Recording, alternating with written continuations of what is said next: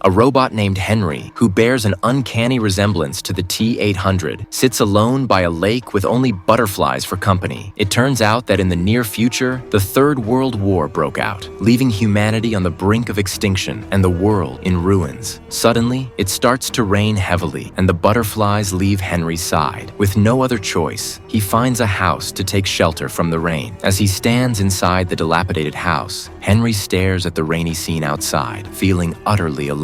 He opens the projector in his eyes, which can capture information left behind by humans and display it in 3D in front of him. The projection reveals that a happy family of 3 once lived here. After the rain, Henry walks aimlessly through the streets. A billboard catches his attention, depicting people with flesh and blood, in stark contrast to his own metal skeleton. Moving on, he suddenly hears a woman's voice. It turns out to be a damaged robot flight attendant sitting next to a crashed passenger plane, endlessly repeating the safety instructions. Curious, Henry leans in for a closer look, but suddenly sparks fly, and the flight attendant completely shuts down. Henry reaches out, removes her voice card, and installs it in his own throat, but it's incompatible, and he still can't speak. At night, a building emits light and music. Henry wants to investigate, but a bullet stops him in his tracks. He can only raise his hands and back away. In this post-apocalyptic world, the few surviving humans are very cautious, no longer trusting anyone, let alone a robot. Henry walks all night without encountering